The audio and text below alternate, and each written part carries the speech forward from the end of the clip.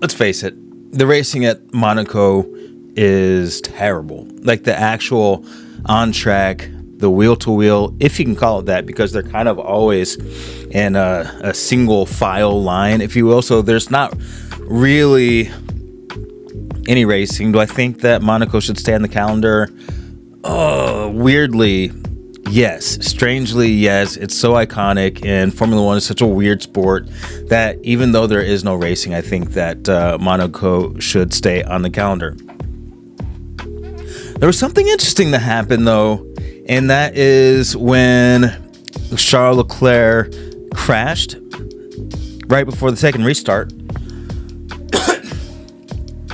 It wasn't the crash that caught my attention. It's what he said after the crash, and he was like, guys, this one's not my fault, or something like, I'm definitely not taking responsibility for this one. And I was like, Does Charles Leclerc crash a lot?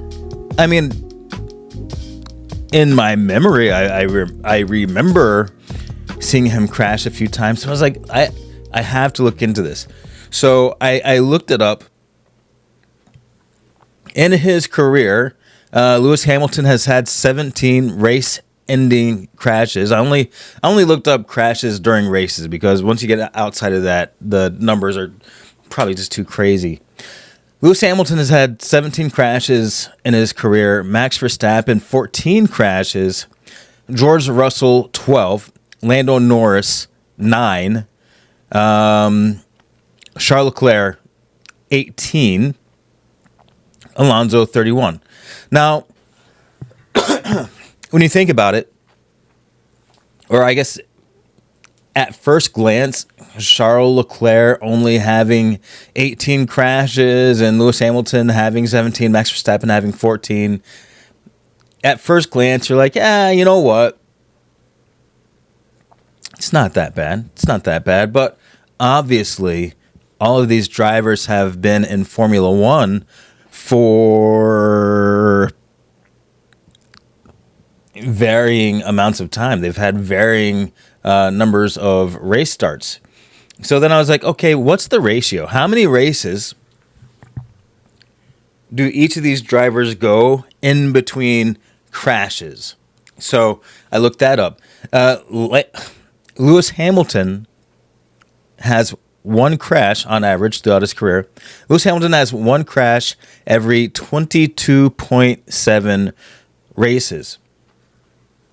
That means he almost can go an entire season racing incredibly close, wheel to wheel, winning races. He can almost go a whole season without crashing. And in the seasons where there were fewer races, then I guess that would mean, yeah, he would go a whole season winning races and still not crashing. So let me speed this up a little bit.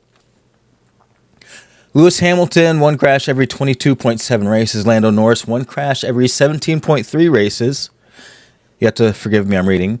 Max Verstappen, one crash every 15.2 races. Fernando Alonso, even though he's had 31, because he's been in Formula One for like a million years, he has one crash every 13.9 races. George Russell, one crash every 11.2 races. Lance Stroll, one crash every 10.3 races. And here's where it gets really, really interesting. Charles Leclerc, one crash, like race-ending crash, every 8.4 races. Do you know who else is in the single digits when it comes to number of races between crashes? If you said Nicholas Latifi, you would be correct. Nicholas Latifi had one crash every 6.8 races. So again, Charles Leclerc, once every 8.4 versus his teammate, once every 22.7. Now, I'm not passing judgment based on those statistics, but they are quite revealing.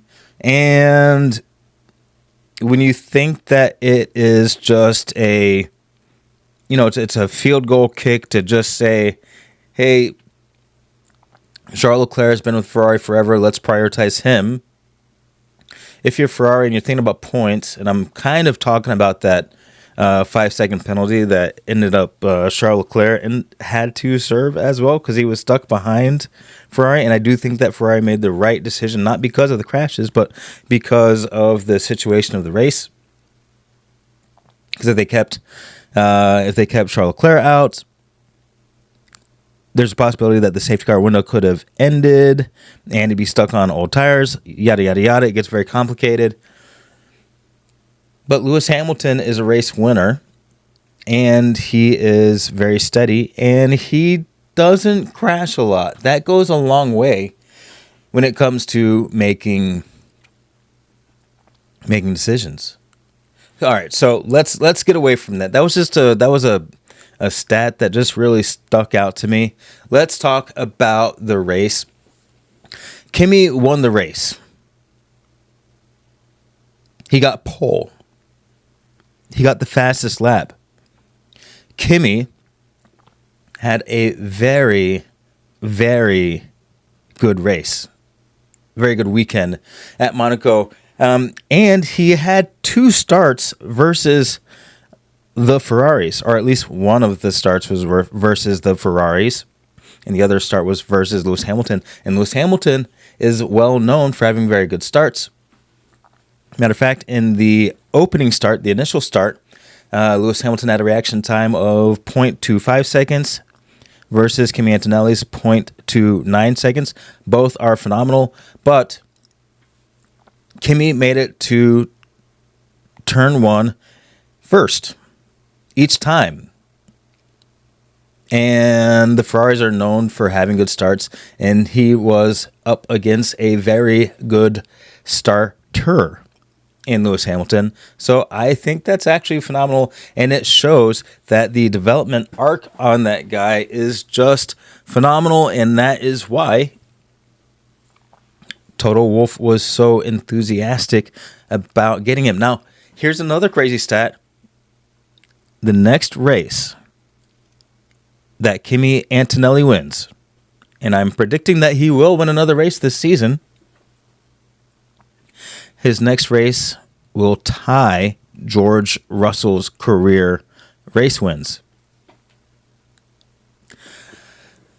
Ladies and gentlemen, I'm not sure that George Russell has a very long future at Mercedes. Now, there's all kind of politics and whatnot. There's personalities and things that go into Formula One drivers' longevity. I mean, Fernando Alonso hasn't won a race since... Was Obama president? The last time Fernando Alonso won a race? I think so. But anyway, who knows? Maybe he's got, a great personality and his team just loves him. And, there's some stats that folks are seeing that if only he could get a great car. But he's been in for a very long time. I just don't see George Russell staying in for that long. And then also, what was the restart? I feel like he was driving around the hairpin at 40 miles an hour. And do you think that he caused the accident with, was it Sainz or Hulkenberg or somebody? But there was a 3-wide traffic jam. It looked like a parking lot in an F1 race, and that was due to George Russell trying to back up the pack so that he could scurry away and do his drive-through penalty without, and mitigate the loss of time. There were strategic moves that George Russell made when he was racing against Lewis Hamilton that people lauded and applauded. And I think that this is yet another time when he was trying to do that. But I feel like perhaps people are thinking that is getting old. Stop stop thinking so much and just race, is what perhaps some people are thinking. So it was the best of times, it was the worst of times over in the Mercedes paddock, and so in the Mercedes garage. And so, hats off to Kimi Antonelli and to George Russell. You got to put that hat on a little bit tighter next time and drive. And with all those penalties, and the penalties were just off the chain. There were 11 time penalties. And as we know, Pierre Gasly, he just, he almost podiumed. He's been in Formula One for 10 years, almost podiumed. Matter of fact, he crossed the line before Hadjar. And because of his 2 5-second time penalties, he did not get the podium. I have to say I'm gutted for the guy. And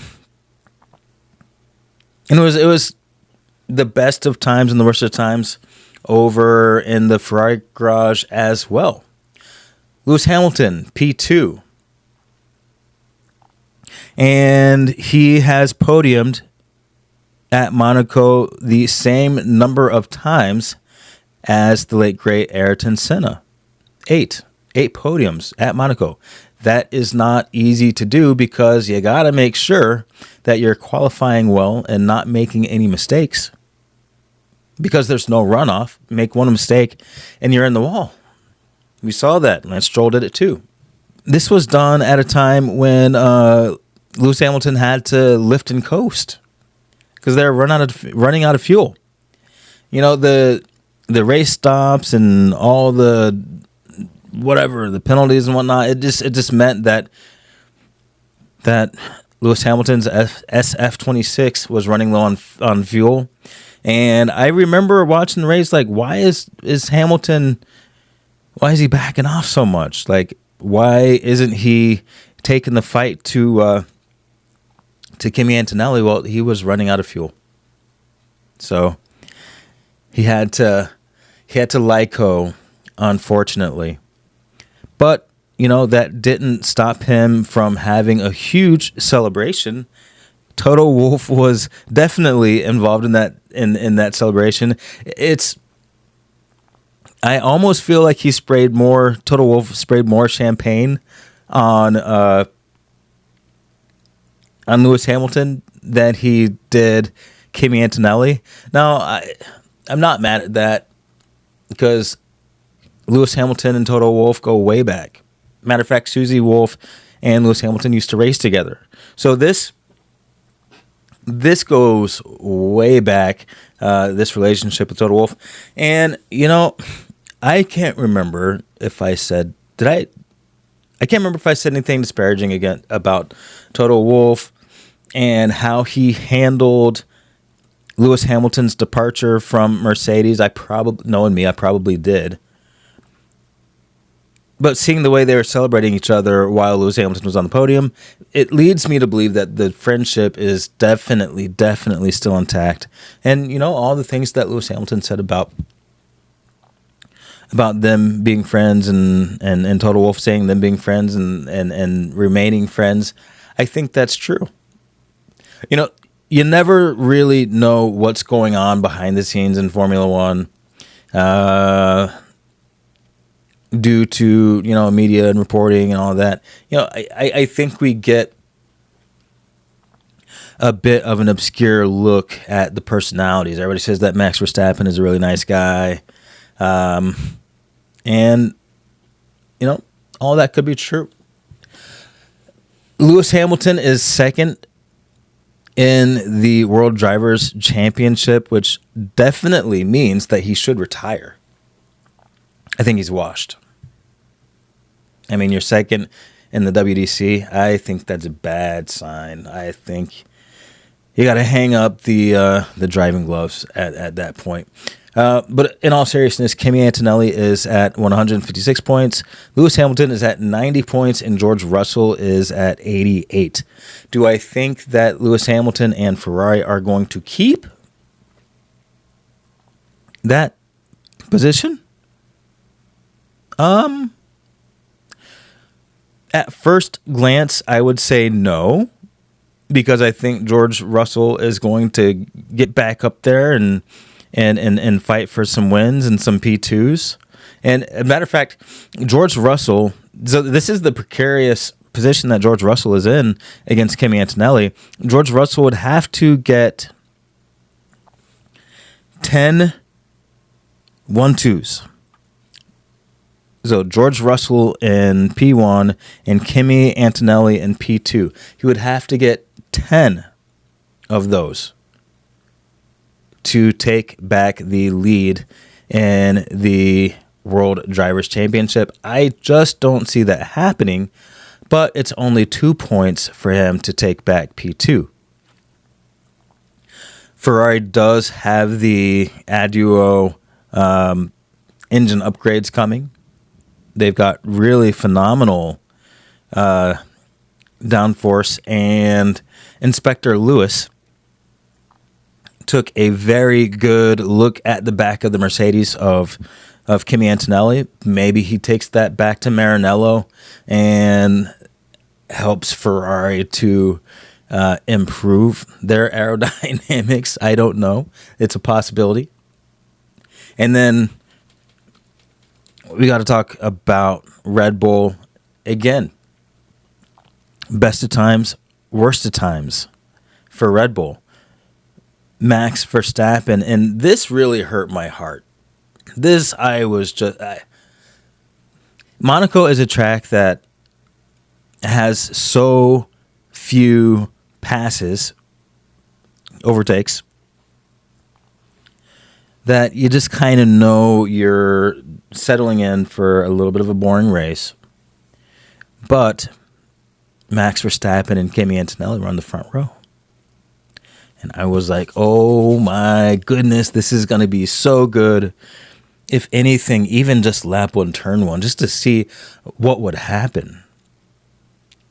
Would young Kimi stand his ground against a raging Flying Dutchman?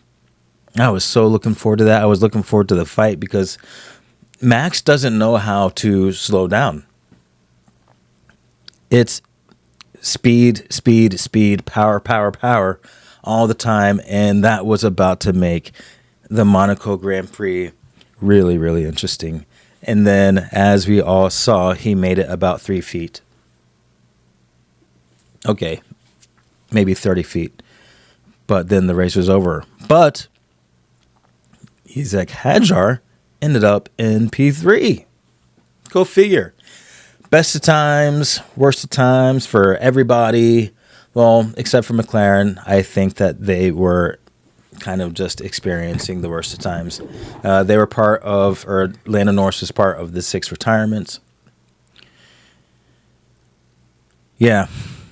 I think Lando Norris knew that he had to get his championship last year. And I said it last year, too. And I was like, Lando Norris needs to win this championship because we don't know what kind of car McLaren is going to bring